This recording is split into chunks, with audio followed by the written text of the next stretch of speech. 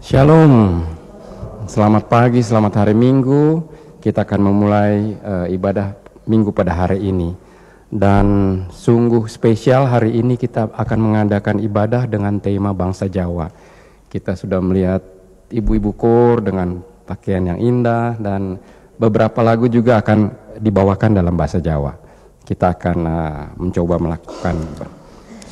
Pertama-tama atas nama Gereja PRK Nederland di Amsterdam Zuidoost, kami mengucapkan selamat datang kepada jemaat sekalian dan juga untuk mereka yang baru pertama hadir dalam ibadah Gereja PRK Nederland saat ini, maupun yang mengikuti melalui siaran online. Ibadah hari ini akan dipimpin oleh Ibu Betty Ciptasari dan diiringi permainan musik oleh Bapak Mardikale. Kantoria adalah koor Gema Firdaus pada hari ini. Marilah kita beribadah kepada Tuhan Allah kita di tempat ini maupun di rumah masing-masing atas anugerah dan kasih-Nya. Untuk itu saya undang jemaat untuk bangkit berdiri. Kita bersama-sama akan menyanyikan lagu pembukaan dari Kidung Jemaat 2 ayat 1 dan 2, Suci, Suci, Suci.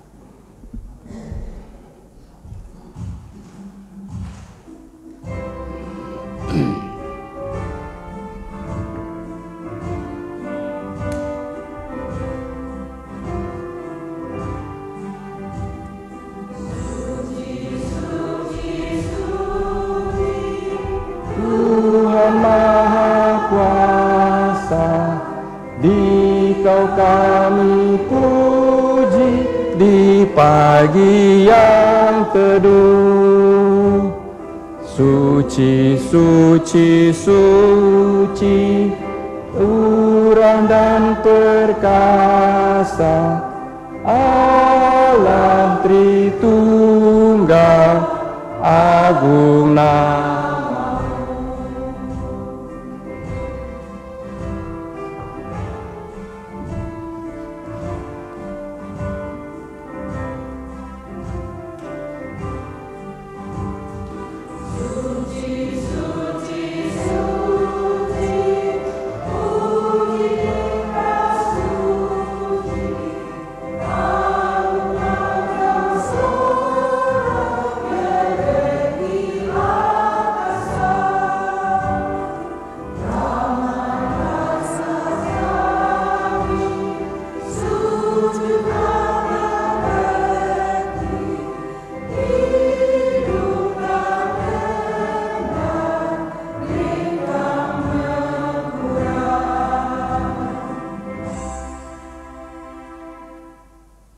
Saudara-saudara yang terkasih dalam Kristus Yesus, jadilah ibadah kita pada hari ini dalam nama Allah Tritunggal yang kekal, Bapa dan Anak dan Roh Kudus. Salam sejahtera dan kasih karunia daripada Bapa Tuhan kita Yesus Kristus dan Roh Kudus menyertai saudara sekalian. Amin.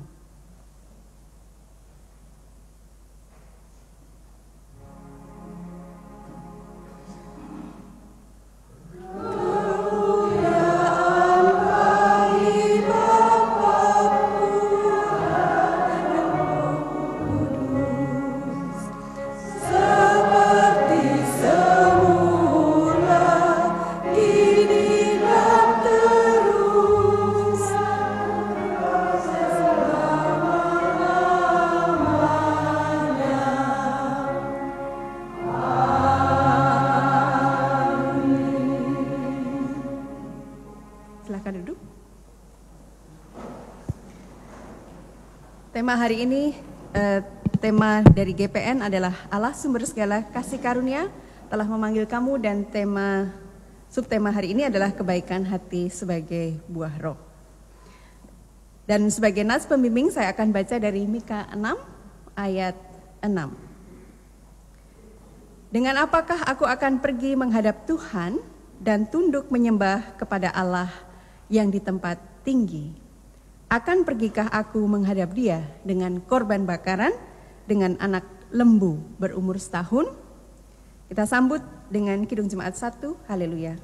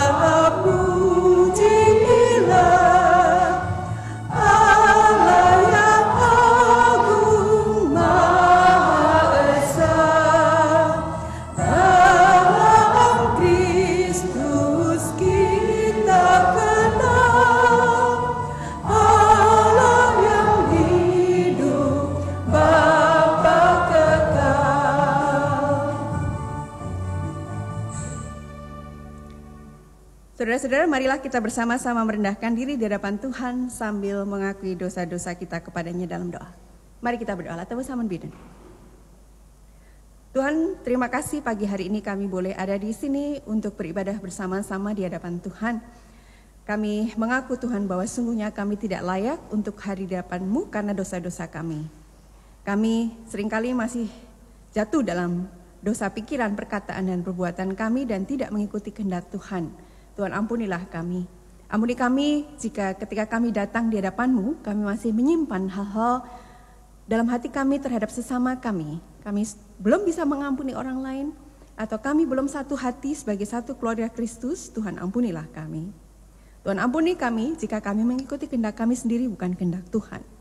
Dan biarlah darah Kristus Yesus yang tercurah di kayu salib boleh menyucikan kami kembali, sehingga kami boleh layak untuk hadir di hadapan Tuhan dan persembahkan ibadah ini sebagai persembahan yang kudus dan benar di hadapan-Mu. Kami berdoa dan menyerahkan ibadah ini dalam nama Tuhan kami, Yesus Kristus. Amin.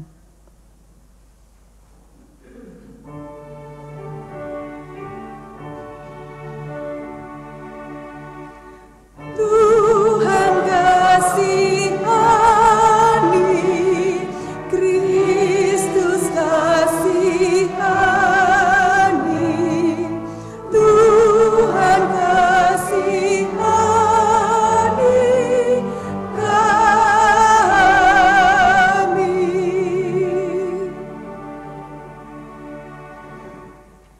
Sebagai hamba Yesus Kristus, kami memberitakan pengampunan dosa bagi setiap orang yang mengaku dosanya dengan ikhlas. Saya akan bacakan dari 1 Petrus 2 ayat 24 sampai 25 berita anugerah. Ia sendiri telah memikul dosa kita di dalam tubuhnya di kayu salib, supaya kita yang telah mati terhadap dosa hidup untuk kebenaran. Oleh bilur-bilurnya kamu telah sembuh. Dan 1 Petrus 2 ayat 24-25, sebab dahulu kamu sesat seperti domba, tetapi sekarang kamu telah kembali kepada gembala dan pemelihara jiwamu. Mari kita bangkit berdiri untuk mendengarkan petunjuk hidup baru yang tertulis dari Galatia 6 ayat 10. Karena itu, selama masih ada kesempatan bagi kita, marilah kita berbuat baik kepada semua orang, terutama kepada kawan-kawan kita seiman. Kita sambut dengan menyanyikan Kidung Jemaat 388. Selamat di tangan Yesus.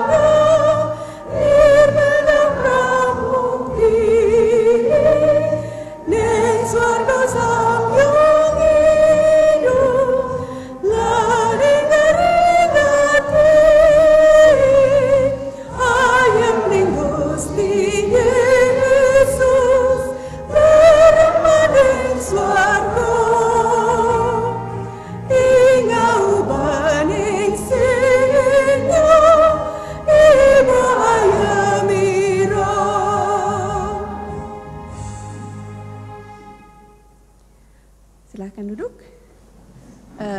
Zijn er kinderen? Geen kind. Oké. Dus geen kindernevendienst. Saudara-saudara, sebelum kita membaca dan merenungkan firman Tuhan, kita akan memohon pertolongan Roh Kudus. Voordat we de Bijbel samen lezen, laten we samen bidden.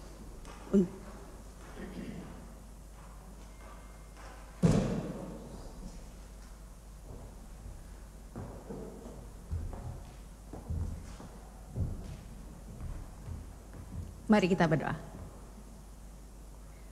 Tuhan Allah Bapa di surga, sementara kami akan membaca dan merenungkan firman-Mu, kami mengundang Roh Kudus untuk hadir, untuk berbicara kepada kami, masing-masing secara pribadi. Dan Roh Kudus juga yang menolong kami untuk mengerti apa yang kami baca. Dan firman yang ditabur sungguh tertanam dalam hati kami, bertumbuh dan menghasilkan buah-buah yang baik. Kami merendahkan diri untuk mendengar firman-Mu dan tunduk pada firman itu. Onze Vader in de hemel, wij komen tot u met nederig hart. Wij willen luisteren naar uw woord. En Heilige Geest hulp ons, zodat we Gods woord kunnen begrijpen. Juga hamba-Mu yang berdiri depan, biarlah Tuhan urapi dan Tuhan beri kuasa untuk berbicara kepada jemaat Tuhan di sini, dan biarlah isi hati Tuhan sendiri yang Tuhan taruh di mulut hamba-Mu ini. Kami berdoa dan mendedahkan diri dalam nama Tuhan kami, Yesus Kristus. Amin. Silakan.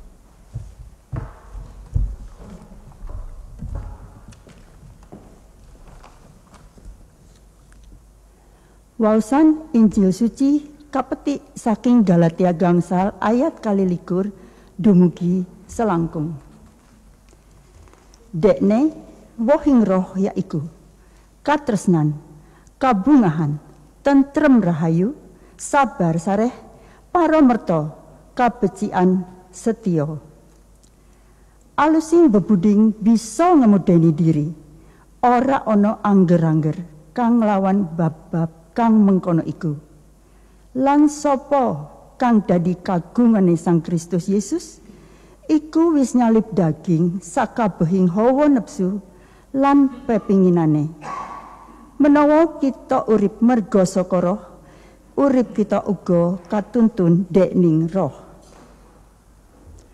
Waosan kaping kalih Injil suci kapetik saking Mika 6 ayat 6 dumugi 8.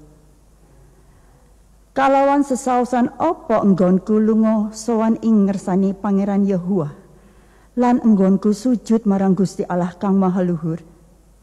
Enggonku sowan ing ngersani apa kalawan nyaosi kurban obaran, kalawan pedet kang umur setahun. Apa wedhus gembelanang ewon, lan kalen lenga leksan dadekake keparenge Sang Yahuwah. Apa anakku pembarep dak sausake marga saka panerakku, sarta wohing wetenganku marga saka dosaku dhewe. He manungsa, kowe wis kaparingan sumurup apa kang becik, lan apa kang dadi pepundhutane Pangeran Yehuwa marang kowe. Kajaba mun tumindak adil, lan tresno marang aku, marang laku setya.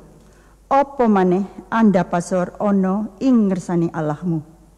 Mekaten waosan Injil suci ing dinten menika.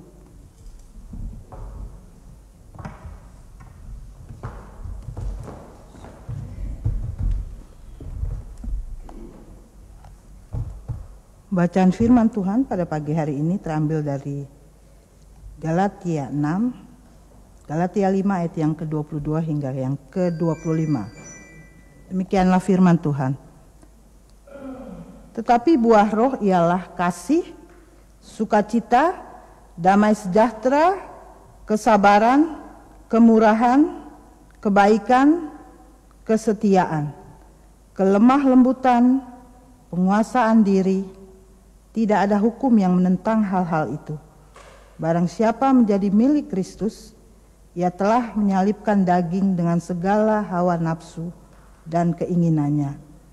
Jikalau kita hidup oleh roh, baiklah hidup kita juga dipimpin oleh roh. Pembacaan yang kedua terambil dari Mika 6 ayat 6 hingga yang ke-8. Demikianlah firman Tuhan. Dengan apakah aku akan pergi menghadap Tuhan dan tunduk menyembah kepada Allah di tempat tinggi? Akan pergikah aku menghadap Dia dengan korban bakaran, dengan anak lembu berumur setahun? Berkenankah Tuhan kepada ribuan domba jantan, kepada puluhan ribu curahan minyak? Akan kupersembahkankah anak sulungku karena pelanggaranku, dan buah kandungku karena dosaku sendiri? Hai manusia, telah diberitahukan kepadamu apa yang baik dan apakah yang dituntut Tuhan daripadamu, selain berlaku adil, mencintai kesetiaan, dan hidup dengan rendah hati di hadapan Allah-Mu. Demikianlah firman Tuhan. Kita sambut dengan pujian Sabdamu Abadi.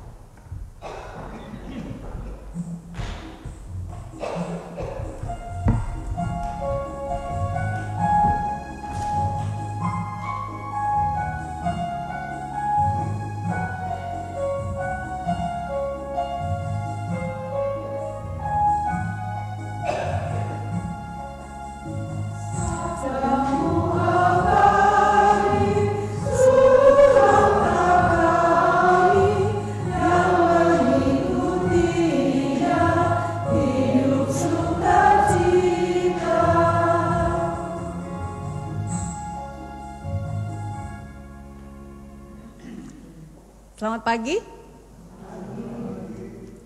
Ya, puji Tuhan, hari ini kita bisa beribadah dengan ibadah yang istimewa hari ini, dan tema yang saya ingin bahas hari ini adalah kebaikan hati sebagai buah roh. Nah, kebaikan mungkin kalau kita lihat sekarang ini sudah makin jarang kita temukan dalam masa-masa sekarang, terutama masa internet ya. Kalau kita lihat di media sosial, sekarang ada Instagram, TikTok, Facebook, macam-macam, dan media lain, orang cepat sekali memberi komentar kasar atau menyerang terhadap orang lain. Apalagi kalau sudah masuk masa kampanye pemilu, betul tidak? Saling menyerang. Bahkan kalau kita dengar berita, beberapa orang menggunakan media sosial, menggunakan internet untuk justru melakukan hal-hal yang jahat, seperti foto anak-anak dipakai untuk pornografi. Kemudian ada penyalahgunaan dating site. Kalau saudara pernah nonton di Netflix ada Swindler, ya, itu cerita bagaimana orang memanipulasi korban melalui dating site. Kenapa? Karena memang di internet anonim ya, tanpa identitas, orang bisa melakukan apa saja di sana, sehingga orang mudah berbuat jahat dan menjadikan orang lain korban kejahatannya. Nah, kalau nggak ada batasan, nggak ada norma, dan nggak ada kontrol seperti di internet, memang mudah sekali manusia itu menunjukkan natur aslinya yang tidak baik. Itu kenapa C.S. Lewis, salah satu penulis dari Inggris, pernah menuliskan atau mengatakan, yang dibutuhkan manusia itu bukan menjadi lebih baik, tapi kebebasan dari kejahatan sebenarnya. What human needs is not improvement, but redemption. Itu yang dia katakan. Kita perlu menjadi manusia baru, itu maksud C.S. Lewis. Nah, kebaikan yang kita baca dalam Alkitab tadi, itu punya arti lebih dalam hanya dari sekedar berbuat baik. Jadi apa maksud baik dalam Alkitab? Apa artinya baik dalam Alkitab? Kalau kita baca Mika tadi, Mika 6 ayat 6 sampai 8, Mika mengawali dengan pertanyaan. Lalu diikuti dengan jawaban dia sendiri, menjawab pertanyaan sendiri tentang apakah yang baik itu. Pertanyaan Mika apa? Pertanyaan Mika adalah, dengan apakah aku pergi menghadap Tuhan dan tunduk menyembah kepada Allah di tempat yang maha tinggi? Menghadap Tuhan ini adalah dalam konteks relasi dengan Tuhan. Atau dengan kata lain, Mika itu sebenarnya nanya ke Tuhan, apa yang harus saya lakukan dalam relasi saya dengan Tuhan yang maha kuasa? Artinya apa? Manusia ini kan pasti mati, mortal ya.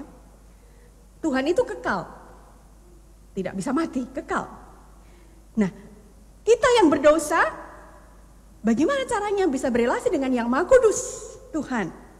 Kita yang kecil sekali, terbatas, bisa berelasi dengan Dia yang tak terbatas kebesarannya. Gimana caranya? Karena pasti ada gap, ada pemisah, jarak yang luar biasa besar antara manusia dengan Tuhan. Yang kecil berdosa, mati dengan Tuhan yang besar, maha kudus, maha besar. Nah, mungkin itu kenapa Mika bertanya harus ada korban bakar. Orang tidak bisa menghadap Tuhan begitu saja, sembarangan, semaunya. Mesti ada jembatan, mesti ada sesuatu yang diberikan di antaranya, nggak bisa masuk begitu saja ke hadapan Tuhan. Nah kalau zaman itu, zamannya Mika, caranya adalah dengan membakar korban sembelihan, korban bakaran. Nah kita sekarang mungkin nggak terlalu sadar gitu ya kalau datang ke gereja, karena nggak perlu bawa domba gitu kan ke gereja ya. Jadi kadang kurang menyadari bahwa ada jarak antara kita dengan Tuhan sebenarnya, antara kita yang berdosa dengan yang Maha Kudus, yang Maha Kuasa. Karena nggak perlu bawa domba-domba lagi ya ke sini ya. Jarang kita betul-betul sadar bahwa untuk datang hari ini beribadah harus ada korban yang disembelih, yang menjembatani relasi kita dengan Tuhan. Lebih mudah kalau kita datang ke gereja, kita itu mikir atau berharap, wah Tuhan itu kasih, Tuhan itu kan mendengar doa kita, orang percaya, Tuhan akan menolong kita waktu kita kesulitan dalam hidup, betul tidak? Nah seandainya Nabi Mika hadir dalam ibadah sekarang, dia datang ke sini, mungkin dia mikir geleng-geleng kepala ya, ini kayaknya gak konsisten nih iman orang Kristen nih. Kok bisa datang begitu saja beribadah kepada Tuhan kalau mereka percaya Tuhan itu Maha Kuasa dan menciptakan langit dan bumi. Kalau percaya dia transenden pencipta langit dan bumi, kok enak-enak aja datang ke gereja tanpa korban sembelihan. Kalau kita ketemu Mika lalu ngobrol, mungkin kita juga mikir, Mika ini aneh juga ya. Karena kita nggak ngerti cara berpikirnya dia. Nah, pertanyaan Mika sebenarnya adalah tentang bagaimana kita orang berdosa yang terbatas, yang hina, bisa memiliki relasi dengan Tuhan pencipta alam semesta yang Maha Kudus, tak terbatas dan Maha Tinggi. Intermezzo sedikit. Siapa yang pernah lihat foto terakhir dari NASA? Amerika. Ya, tapi itu kerjasama semua negara untuk membuat foto itu ya. Foto terakhir yang bisa memotret dengan jelas galaksi-galaksi lain. Dan jaraknya itu miliaran, miliun tahun cahaya. Saudara tahu berapa jarak cahaya untuk bisa nyampe ke sana? Itu artinya foto itu kan buat sekarang ya. Tapi cahaya untuk travel dari bintang itu sampai ke kamera itu butuh ratusan jutaan tahun. Artinya dia sudah ada jutaan tahun yang lalu untuk jalan itu cahayanya sampai ke kamera, betul? Artinya usia galaksi ini itu sudah ratusan juta tahun sebelum nyampe ke kamera ini. Nah itu kebesaran Tuhan sejauh itu. Nah jadi bagaimana kita ini yang kecil bisa menghadap Tuhan, Sang Pencipta yang luar biasa punya relasi. Nah pertanyaan Mika ini kemudian dia jawab ya di ayat 6b dan 7. 6b dan 7, akan pergikah aku menghadap dia dengan korban bakaran, dengan anak lembu berumur setahun? Berkenankah Tuhan kepada ribuan domba jantan, kepada puluhan ribu curahan minyak? Akan kupersembahkan anak sulungku karena pelanggaranku, dan buah kandunganku karena dosaku sendiri. Artinya, apapun di dunia ini, persembahan sebesar apapun dan sebanyak apapun yang kita punya di dunia, tidak akan cukup untuk menjembatani relasi kita dengan Tuhan. Bisa nggak bayar tiket dari sini ke galaksi yang jaraknya ratusan juta tahun dengan semua korban bakaran dan semua harga yang kita bayar tadi? Gak bisa. Saudara travel ke Indonesia aja 1.000 euro. Ya, itu cuma berapa ratus kilo. Nah, anak lembu muda itu adalah persembahan yang mahal. Ribuan domba jantan lebih mahal lagi, apalagi puluhan ribu liter minyak zaitun. Itu seperti bikin kolam renang olive oil. Ya. Berapa harganya? Tapi itu pun tidak bisa membayar harga kita bisa datang kepada Tuhan kita yang berdosa ini menghadap yang maha kudus, kita yang ada di bumi kecil menghadap yang maha kuasa, yang bisa menciptakan galaksi yang jaraknya ratusan juta cahaya. Nah, lalu Mika bertanya, seandainya aku persembahkan semua harta yang kumiliki, bahkan hidupku sendiri kuberikan pada Tuhan, apakah itu cukup bagi Tuhan untuk membuatku layak datang kepadanya? Apakah itu cukup untuk bisa nyampe ke Tuhan? Jawabannya adalah tidak. Lalu dia bertanya lagi, kalau misalkan aku persembahkan yang mungkin di luar pikiran orang Israel, anakku sendiri aku korbankan, aku berikan pada Tuhan.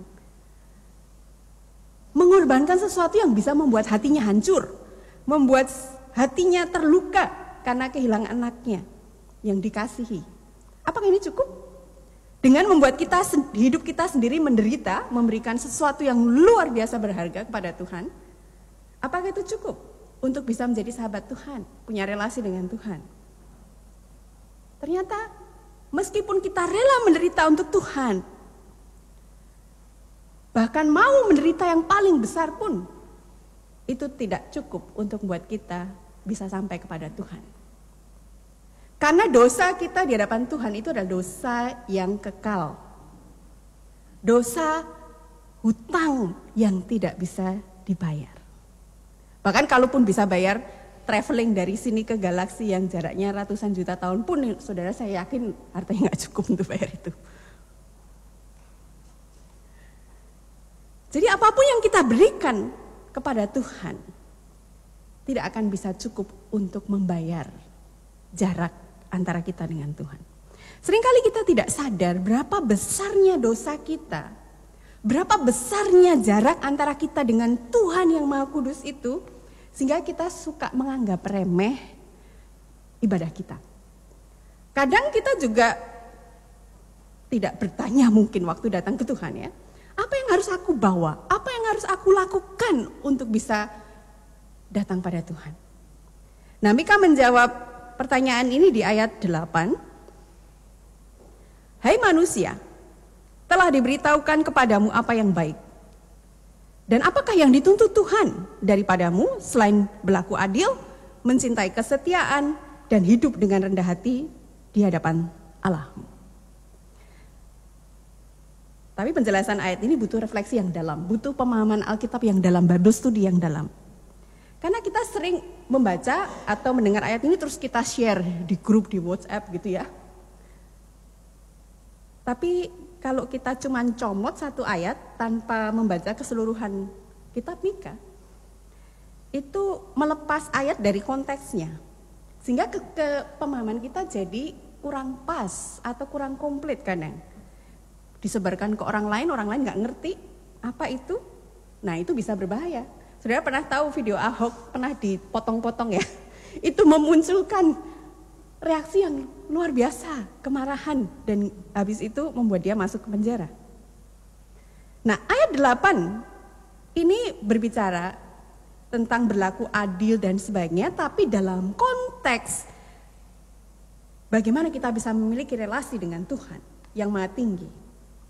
Jadi untuk bisa berbuat baik, bukan sekedar berbuat baik, tapi harus ada pertobatan, ada penebusan dosa di dalamnya. Jadi bukan sekedar berbuat baik cukup, atau aku hidup baik di hadapan Tuhan cukup. Kita bisa bebas menghadap Tuhan, tidak seperti itu. Jika kita sungguh-sungguh memikirkan secara dalam, memikirkan sungguh-sungguh hukum utama tentang mengasihi Tuhan dan mengasihi sesama, kita nggak akan bisa memenuhi standar itu. Kalau ngaku, kita semua di sini nggak memenuhi standar hukum kasih Tuhan. Ya, coba kita cek. Kan kasihlah Tuhan Allahmu dengan segenap hatimu, pikiranmu, perkataanmu, kasihlah samamu manusia seperti dirimu sendiri, kan? Apakah dalam setiap percakapan kita dengan orang lain, kita selalu memuliakan Tuhan, selalu mencerminkan kasih Tuhan kepada orang lain seperti Dia mengasihi orang itu? Apakah perkataan kita justru jadi batu sandungan gara-gara suka gosipin orang lain? Yang kedua, Apakah kita selalu dengan rendah hati dan sukacita mengaku saya salah, maaf saya salah kepada orang lain? Tanpa ada rasa berat gitu ya. Tapi rendah hati mau ngaku siapapun orangnya. Meskipun orang itu selalu jahat kepada kita. Meskipun orang itu tidak layak untuk menerima permintaan maaf kita. Karena Tuhan memaafkan bahkan orang yang gak layak. Yang ketiga, apakah kita selalu ingat untuk berterima kasih kepada Tuhan tiap saat, tiap jam dalam segala hal yang kita nikmati baik maupun buruk? Yang keempat, apakah kita selalu bisa respons dengan murah hati kalau kita lihat orang yang butuh pertolongan atau butuh bantuan atau malah mengabaikan, malah menghindari orang itu? Apakah kita selalu mempercayakan diri pada Tuhan, termasuk kalau kita sedang bingung tentang Tuhan, sedang takut kehilangan, bahkan takut dengan maksud Tuhan. Dan seterusnya. Kalau saya tambahkan daftar pertanyaan saya, mungkin kita makin tahu betapa tidak sempurnanya kita untuk mengikuti standar Tuhan tadi. Standar Tuhan Yesus. Jadi kalau kita baca ayat 8 dari kitab Mika dan kita tahu konteks ayat ini, kita tahu bahwa perbuatan baik kita itu sama sekali tidak akan membuat kita bisa layak masuk ke dalam hadirat Tuhan. Tidak layak untuk punya relasi dengan Tuhan. Sebaik mungkin apapun kita, nggak ada dari kita yang layak untuk bisa punya relasi dengan Tuhan. Kita bisa memahami ayat ini kalau kita hubungkan ya Perjanjian Lama dengan Perjanjian Baru. Bagian akhir dari Perjanjian Baru dan Perjanjian Lama. Saudara ingat waktu Abraham mempersembahkan Ishak anaknya sendiri? Itu kan yang mau disampaikan Mika juga ya, kalau aku mempersembahkan anakku sendiri. Nah, Abraham mempersembahkan anaknya yang terkasih. Tuhan Yesus adalah anak Allah yang dipersembahkan bagi kita. Karena Abraham mengasihi Tuhan, dia gak takut merelakan anaknya sendiri, menyerahkannya pada Tuhan meskipun hatinya hancur. Dan Tuhan juga melakukan yang sama. Merelakan anaknya sendiri, Yesus Kristus. Sehingga Abraham dan kita semua bisa menerima kasih karunia Tuhan. Artinya apa? Tuhan lebih dulu membebaskan Israel dari perbudakan di Mesir sebelum Tuhan memberi perintah 10 hukum Taurat. Bukan dibalik ya, dikasih perintah dulu, taat dulu, baru bebas dari perbudakan, enggak. Bebas dulu dari perbudakan, baru dikasih perintah hukum Taurat. Bukan dibebaskan karena bisa melakukan hukum Taurat, tapi dibebaskan dulu, baru mereka bisa menjalani hukum Taurat. Bukan melalui hal baik atau kebaikan kita, atau karena kita baik, kita bebas. Tapi kita dibebaskan untuk melakukan hal baik. We are redeemed for goodness of God. Relasi dengan Tuhan itu hanya mungkin terjadi karena kasih karunia. Dan itu yang disebut sebagai anugerah covenant. Atau perjanjian tanpa syarat antara Tuhan dengan kita untuk bisa memiliki relasi itu. Nah, lalu kita perhatikan lagi, kita Mika 6 ayat 8. Apa yang baik yang Tuhan kehendaki dalam hidup kita? Yang pertama adalah berlaku adil. Adil pada siapa? Dalam Alkitab sering disebutkan adil kepada para janda, adil kepada anak yatim, orang miskin, orang asing dan sebagainya. Jadi kalau kita pengikut Yesus, Yesus itu sangat peduli dan mengasihi orang yang lemah, yang paling lemah dalam masyarakat, yang teraniaya, yang termarginalisasi, yang dianggap kotor dan jahat.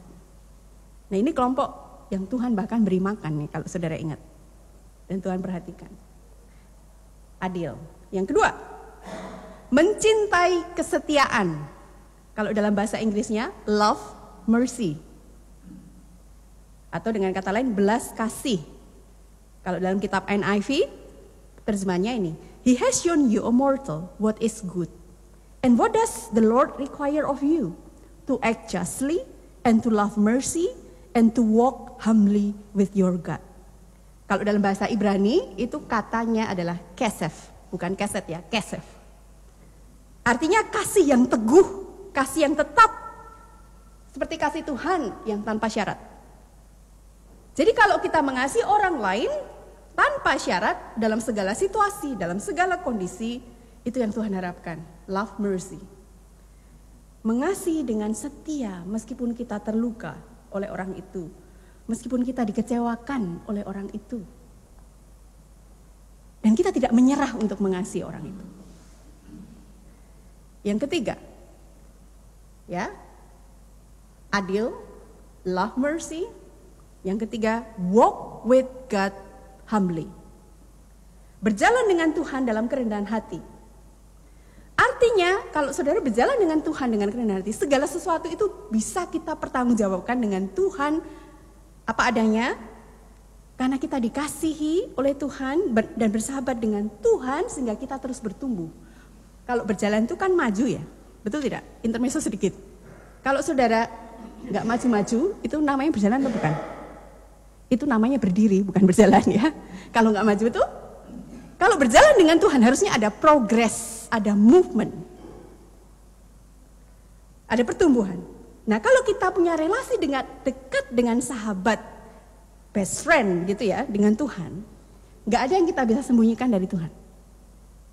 Ini mirip dengan suami istri, relasi suami istri.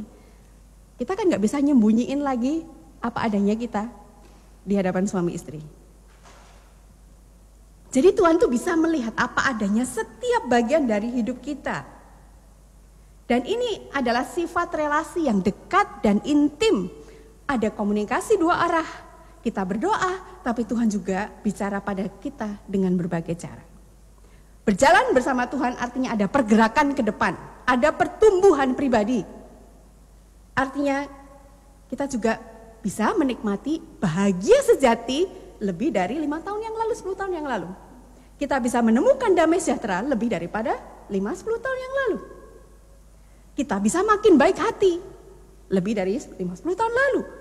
Makin mudah mengampuni, makin mudah mengasihi orang lain. Ada progres. Dan ini proses panjang untuk bertumbuh. Dan kadang proses pertumbuhan itu menyakitkan. Tapi inilah yang Tuhan kehendaki. Yaitu kita bertumbuh menjadi manusia yang baru. Mari kita berdoa. Lalu sama bidan.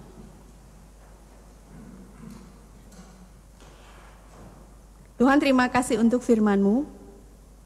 Sehingga kami bisa mengerti. Bahwa sesungguhnya kami tidak bisa hadir di hadapan Tuhan. Kami sesungguhnya tidak layak untuk punya relasi dengan Tuhan. Terlalu besar jarak antara kami dengan Engkau.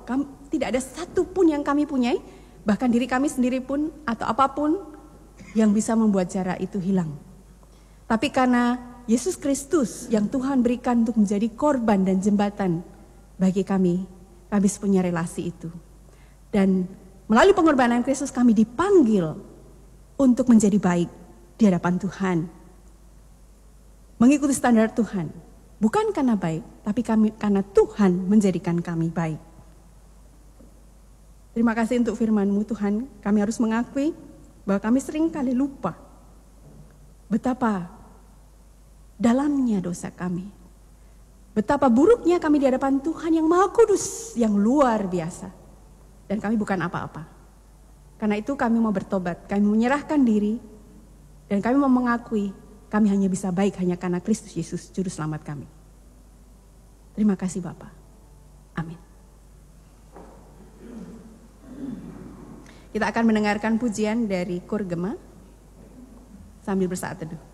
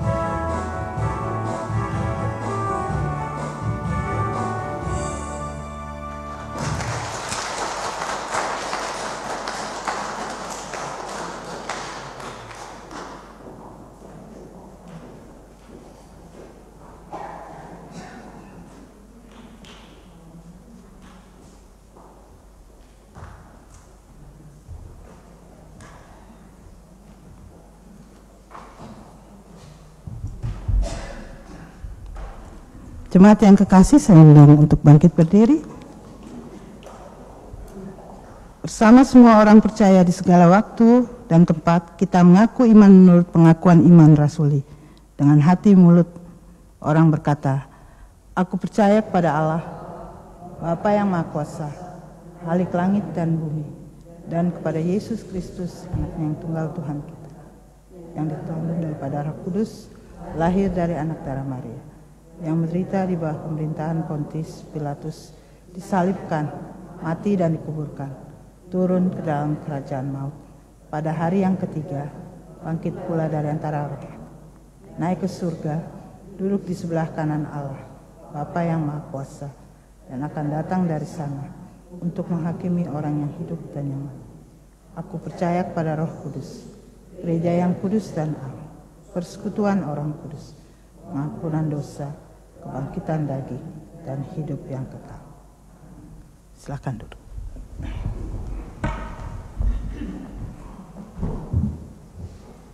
Kita akan kembali datang kepada Tuhan dalam doa dan menaikkan doa syafaat kita. Lalu kita akan mengakhiri doa syafaat dengan doa Bapa kami.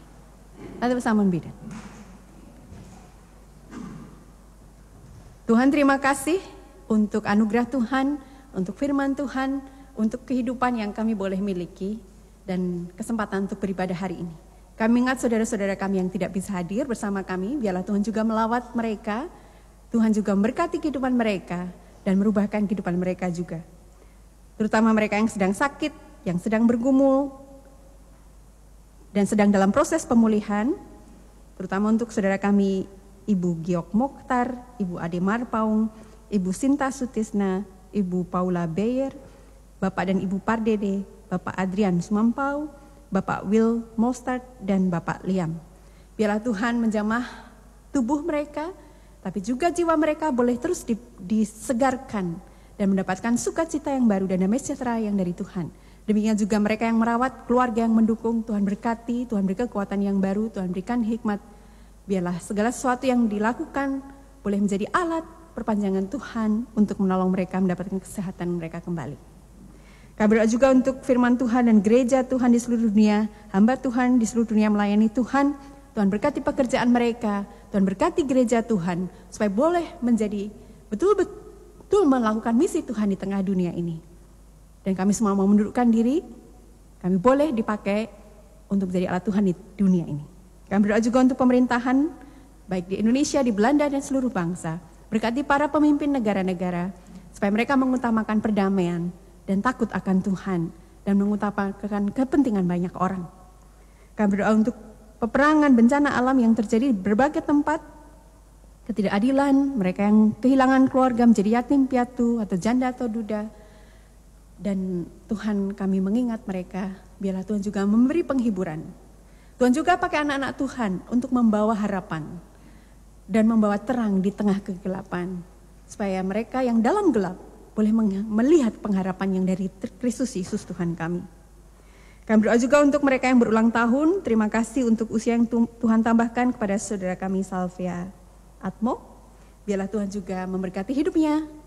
Tuhan menolong supaya dia bisa menjadi berkat lebih lagi dengan anugerah Tuhan. Kami berdoa untuk mereka yang berulang tahun pernikahannya. Terima kasih untuk pernikahan yang Tuhan terus tuntun dan bimbing, terutama saudara kami Bapak Norman Aipasa dan Ibu Susan yang merayakan ulang tahunnya. Biarlah Tuhan berkati pernikahan mereka dan keluarga mereka, supaya mereka boleh menjadi teladan dan berkat bagi keluarga-keluarga yang lain. Kami berdoa juga untuk jemaat di sini. Biarlah Tuhan memberkati jemaat di sini, dan Tuhan pakai jemaat di sini untuk menjadi terang bagi kota Amsterdam dan juga untuk Belanda secara umum. Tuhan berkati para majelis anggota jemaat supaya terus bertumbuh dalam iman dan terus melihat dalam anugerah Tuhan semakin baik dan semakin dipakai untuk kemuliaan Tuhan. Terima kasih Bapa untuk doa yang boleh kami panjatkan di dalam Yesus Kristus yang sudah mengajar kami berdoa. Bapa kami yang di surga, dikuduskanlah namamu, datanglah kerajaanmu, jadilah kehendak-Mu di bumi seperti di surga. Berikanlah kami pada hari ini makanan kami yang secukupnya, dan ampunilah kami akan kesalahan kami, seperti kami juga mengampuni orang yang bersalah kepada kami. Dan janganlah membawa kami ke dalam pencobaan, tapi lepaskanlah kami dari yang jahat. karena Engkaulah yang punya kerajaan dan kuasa dan kemuliaan sampai selama-lamanya. Amin.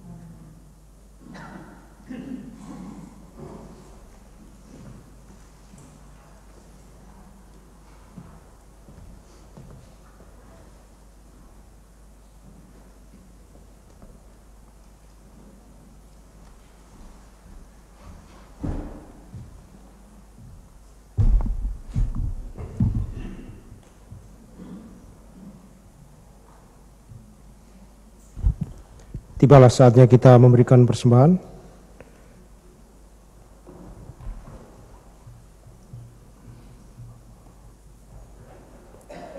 Sebelumnya kita akan mendengar dari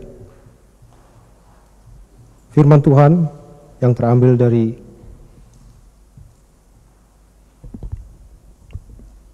1 Tesalonika 5 ayat 18. Mengucap syukurlah dalam segala hal, sebab itulah yang dikehendaki Allah di dalam Yesus Kristus bagi kamu. Sambil kantong persembahan diedarkan, kita akan bernyanyi dari PKJ 146 ayat 1-2.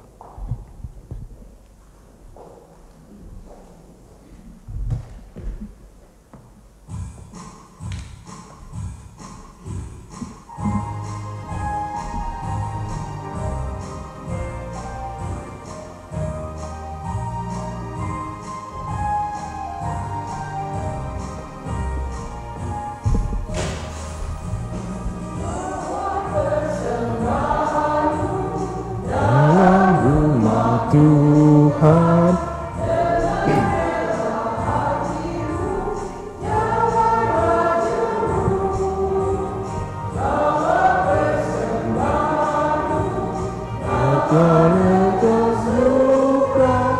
bawa persembahanmu, bawa sukacitaku, bawa persembahanmu, ucaplah syukur.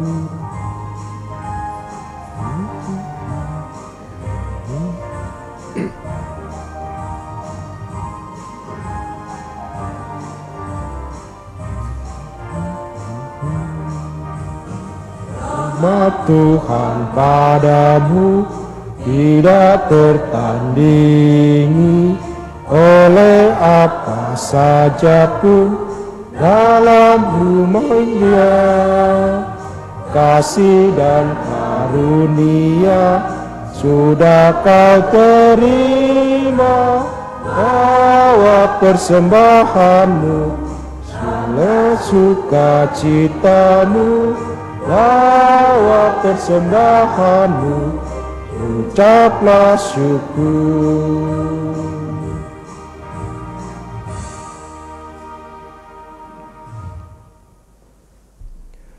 Mari kita bersatu mendoakan persembahan yang telah kita berikan pada hari ini. Puji dan syukur kami aturkan ke hadirat-Mu Tuhan atas segala anugerah, atas segala kesempatan yang telah Engkau berikan kepada kami untuk berkumpul di rumah ini. Tuhan, berkati persembahan yang telah kami berikan, sempurnakanlah untuk pelayanan di rumah-Mu ini. Berkati hamba-Mu, Ibu Betty Ciptasari, di dalam pelayanannya. Berkati dalam kesehariannya Tuhan. Terima kasih Tuhan, sekali lagi sempurnakan persembahan yang telah kami berikan ini. Di dalam nama anak-Mu Tuhan kami Yesus Kristus, kami mengucap syukur dan berdoa. Amin.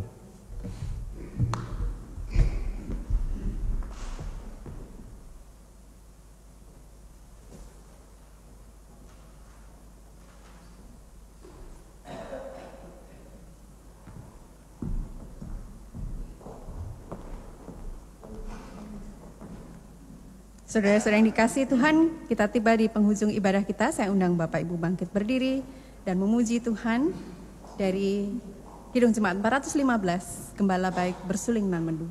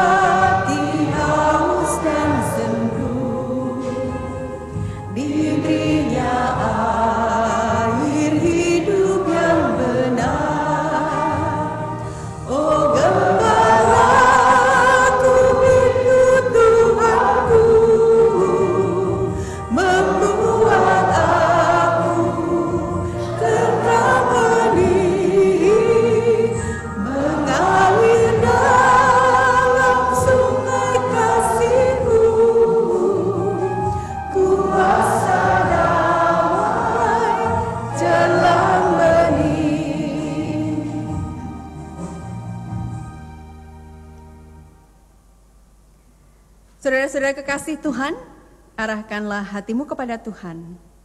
Pulanglah dengan damai sejahtera dan jadilah saksinya dimanapun saudara berada. Serta terimalah berkat Tuhan. Tuhan memberkati engkau dan melindungi engkau. Tuhan menyinari engkau dengan wajahnya dan memberi engkau kasih karunia. Tuhan menghadapkan wajahnya kepadamu dan memberi engkau damai sejahtera dari sekarang sampai selama-lamanya. Amin.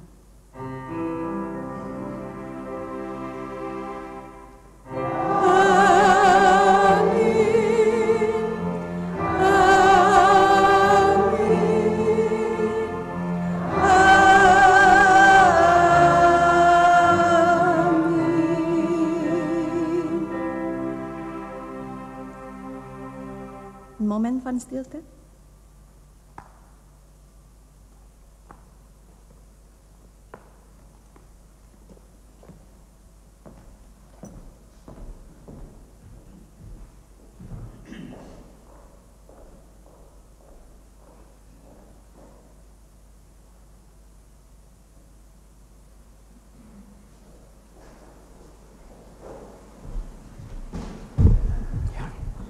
Matur nuwun, selamat pagi.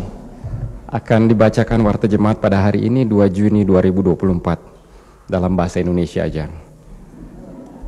Atas nama Gereja Perkins Nederland di Amsterdam Zuidoost kami mengucapkan atas nama Gereja Perkins Nederland di Amsterdam Zuidoost kami mengucapkan terima kasih kepada Ibu Betty Ciptasari yang telah memimpin ibadah pada hari ini, kepada Bapak Mardikali atas iringan musik, dan kepada Kor Gema Firdaus yang telah indah sekali menyanyi untuk kita semua memuji-muji Tuhan. Kebaktian minggu berikutnya adalah pada tanggal 8 Juni 2024 akan dipimpin oleh Ibu Pendeta Francis Makatipu Kambai dan dimulai jam 9.30 di Gereja Nieuwstad Lutuliplein tempat ini. Kemudian Gereja Perkins Nederland di Amsterdam Zuidoost bekerja sama dengan Programa Biro Amsterdam Zuidoost disingkat PBAZO mengkoordinir acara masakan Indonesia untuk penduduk setempat yang diadakan setiap hari Senin, ditambah juga dengan Jumat sore mulai minggu ini, mulai pukul 5 sampai setengah 8 malam di Buurthuisgein alamat Wisseloord 83 Amsterdam Zuidoost. Diharapkan kedatangan kita semua. Pada hari ini konsumsi snack diberikan oleh majelis secara gratis, tetapi yang ingin memberikan sumbangan kami terima dengan senang hati. Selamat hari Minggu, demikian pengumuman hari ini. Tuhan Yesus memberkati.